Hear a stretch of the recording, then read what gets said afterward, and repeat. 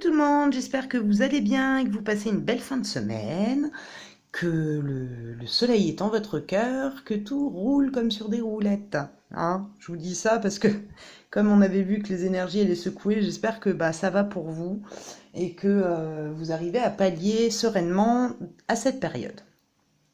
Alors, je voulais faire une petite vidéo rapide pour faire un point sur la dernière vidéo. Voilà, on retourne en arrière, blub blub blub blub. Donc il y a eu des amalgames de faits par rapport à ce que j'ai pu dire dans la dernière vidéo concernant l'hypophyse, la thyroïde, l'atlas, etc., etc. J'ai eu pas mal de messages qui allaient dans le même sens, comme quoi c'était dangereux, que je donnais des conseils médicaux, etc., etc.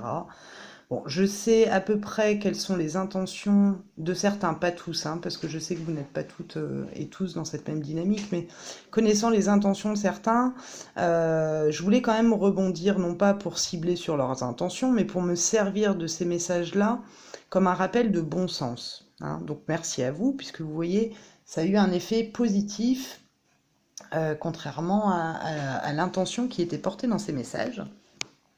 Donc effectivement, c'est un rappel de bon sens. Je n'ai absolument pas dit de consommer d'iode dans la dernière vidéo, j'ai juste expliqué les rôles et les fonctions des glandes, donc thyroïdes et de l'hypophyse, et notamment que la thyroïde a besoin de d'iode pour fonctionner. Voilà, mais il n'y a pas eu d'étalage supplémentaire. Là, on a compris, d'après ce que j'avais pu trouver, que l'hypophyse contribue à ce que la thyroïde puisse fabriquer ses hormones. Donc là, c'est pareil, on est sur une explication qui peut être vérifiée, mais en aucun cas d'un conseil médical. D'ailleurs, lorsque je parle de vitamines, de minéraux, etc., ce sont des produits qui sont disponibles en pharmacie, ou en coopérative bio, ou dans les supermarchés, etc. Donc ce sont des produits en vente libre. Bien sûr, cela n'enlève pas la nécessité de conseils d'un naturopathe, d'un médecin, d'un pharmacien, d'un phytothérapeute, d'un herboriste, etc. Puisque à chaque pathologie, même en dehors de la thyroïde, toute pathologie confondue et tout traitement confondu, que ce soit allopathique, donc allopathique, on est dans la médecine classique, ou l'holistique, donc qui appartient à tout ce qui est énergétique ou tout ce qui va être sur la base de la médecine naturelle, évidemment qu'il est nécessaire de consulter quelqu'un qui est compétent. Hein, qui va pouvoir vous conseiller en fonction de votre pathologie un traitement adapté, puisque en fonction des taux de ce qui va être relevé dans vos recherches médicales, que ça soit en allopathique ou en phytothérapie ou en holistique, eh ben, le soin ou les traitements ne seront pas les mêmes pour tout le monde. Donc si tel traitement fait du bien à Jeanne, cela ne fera pas du bien non plus à Jacques ou à qui vous voulez. C'est-à-dire qu'à chaque personne, son intégrité personnelle, son intégrité physique, etc. Et donc chacun a des marqueurs qui va donner un traitement, peut-être un traitement identique, mais pas au même dosage. Mais moi, je suis pas médecin, je suis pas phytothérapeute, je suis en train de me former en aromathérapie, donc des conseils, je pourrais en donner à partir de l'été prochain ou à la rentrée prochaine. Cependant, là, pour l'instant, je ne peux pas. Et en plus, sur YouTube, je ne peux pas donner des conseils personnels, je pourrais donner des conseils de manière large. Et c'est ce que je fais au niveau de l'énergie. Lorsque je vous parle de visualiser la thyroïde, je parle d'imagination, en tout cas on imagine la thyroïde et on imagine de la lumière sur la thyroïde. Il n'y a aucun danger à le faire, si je le propose, c'est au contraire puisque ça vous fera du bien. Ça peut être une visualisation en lumière ou une visualisation donc en couleur turquoise, puisque la couleur de la gorge c'est turquoise. Mais moi je parle de lumière, c'est pour pouvoir, au niveau de l'énergie, harmoniser ce centre énergétique de la gorge au niveau de la thyroïde, qui lui est perturbé au niveau vibratoire par ce qui nous entoure, donc les roches et tout ce qui est, comment dire, en radioactivité ou ce qui peut perturber la thyroïde. Voilà. Donc du coup, je refais un peu la même vidéo qu'hier, quoi, pour vous réexpliquer et pour pouvoir remettre les choses bien dans leurs axes. Donc non, il n'y a pas de conseil thérapeutique à proprement parler puisque je peux pas le faire de toute façon. J'irai pas vous dire d'aller consommer des choses où il faut une ordonnance. Ça va dans le bon sens, c'est complètement logique. hein.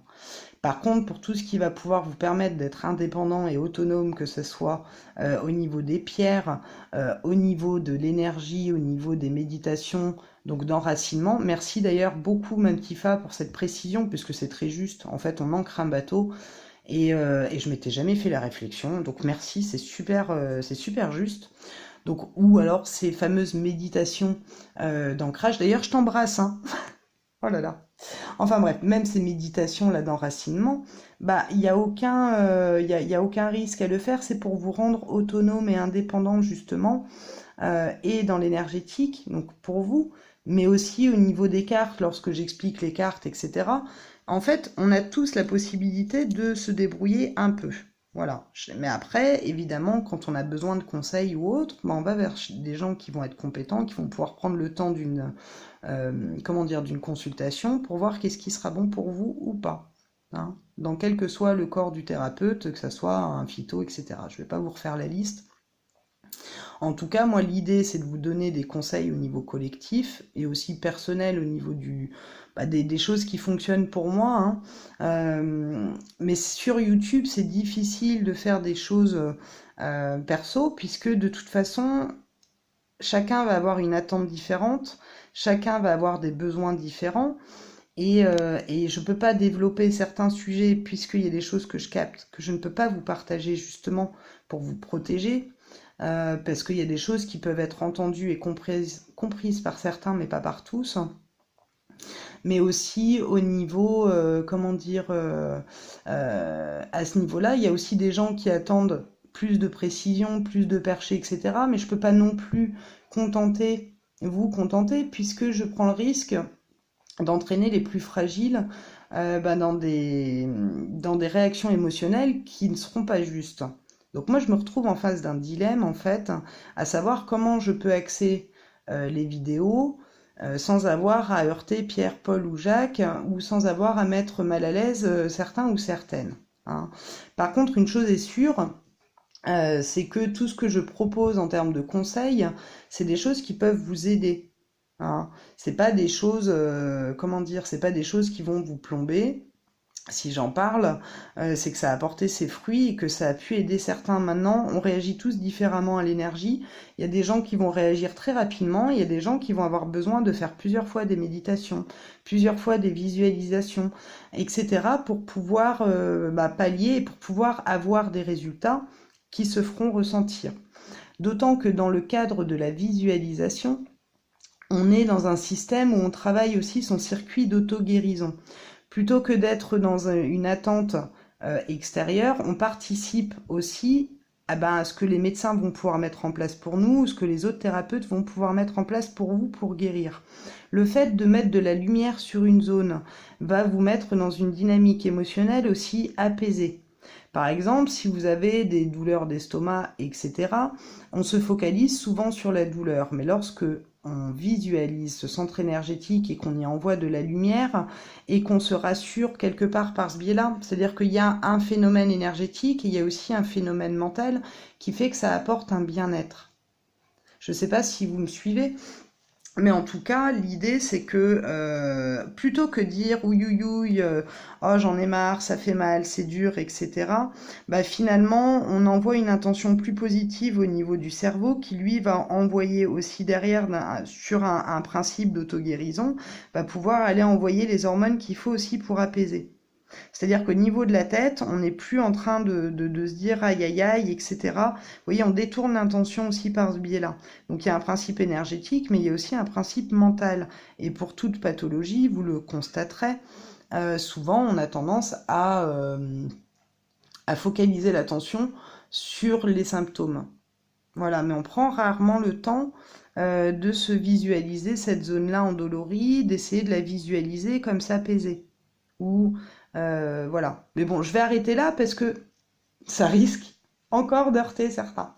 Donc là encore, c'est pas un conseil médical, c'est juste que j'ai constaté à titre personnel et au regard des séances individuelles que je peux fournir, que ça porte ses fruits au bout d'un moment, d'avoir des intentions positives et lumineuses sur une zone ou sur un événement ou sur une problématique qu'on a du mal à dépasser. Ça peut être physique, mais ça peut être aussi mental, comme je vous expliquais dans une des vidéos. Si on est persuadé qu'on va bloquer sur quelque chose, ben on va bloquer dessus, puisqu'on se programme déjà d'avance de bloquer. Voilà. Alors que l'idée, c'est d'aller porter les intentions vers des pensées positives, vers des pensées de guérison, et se donner le droit, quelque part, de s'apporter ces pensées-là, de mieux être, et de se dire, oui, je vais bien. S'apporter, et ça nous oblige à porter le regard sur ce qui va bien, en fait, et se détourner de ce qui freine. Ça ne veut pas dire qu'on va guérir, ça veut dire qu'on catalyse la possibilité de guérir, c'est-à-dire qu'on y met les intentions les plus positives pour accompagner à la guérison. Voilà. Mais c'est un long débat, puisque il peut y avoir des gens qui n'y croient pas et qui du coup n'en feront pas l'expérience. Il y a des gens qui mettent du temps avant d'y parvenir, mais chacun y va à son rythme, et c'est pas parce qu'on n'y arrive pas tout de suite à visualiser qu'on n'y arrivera jamais. Hein. Voilà, mais j'ai fait des digressions là, mais l'idée de cette vidéo, c'était vraiment de vous ramener ici à voir ce que je vous transmets, encore une fois, comme des conseils, mais pas comme quelque chose à appliquer à 100%, mais ça, je le dis à chaque fois. Voilà, chacun est libre d'en prendre et d'en laisser, mais en aucun cas je n'irai vous dire d'avaler des choses qui pourraient être toxiques ou qui pourraient être néfastes pour vous. Ce n'est pas du tout ma fonction, que Dieu m'en garde. Voilà, c'est non. Si je vous parle de vitamines, de minéraux, c'est des choses qui sont disponibles en pharmacie, en vente libre, chez Lidl même, j'en ai vu du magnésium et de la vitamine C. On en voit, voilà, il y en a partout. Hein. Maintenant, évidemment, pour avoir un traitement précis, eh bien, vous allez consulter les gens qui sont compétents, qui ont les capacités de vous gérer à ce niveau-là. Voilà, moi je me contente de donner des conseils énergétiques et des choses au niveau des minéraux qui peuvent être pas mal à prendre ou pas. Mais voilou. Donc il n'y a pas péril dans la demeure. Si vous n'arrivez pas à visualiser la thyroïde tout de suite, il n'y a aucun souci. À force d'essayer de vous l'imaginer mentalement, vous allez finir par pouvoir la percevoir. Et même chez certains, vous verrez que ça fait comme un petit battement de cœur dans la gorge lorsqu'on est bien connecté dessus. Voilou. Alors, lorsque je serai posée, donc pas avant mi-octobre, je préparais une méditation d'ancrage, enfin d'enracinement, pardon, justement pour vous expliquer un peu comment ça fonctionne. Donc, je vous ferai un premier topo et après on fera la méditation. Voilà. En tout cas, je vous souhaite une très très belle fin de semaine, le meilleur en tout point. Je vous souhaite d'être bichonné, chouchouté, entouré de gens bienveillants, de personnes avec qui vous pourrez échanger et libérer le verbe, parce que c'est important en ce moment de pouvoir parler.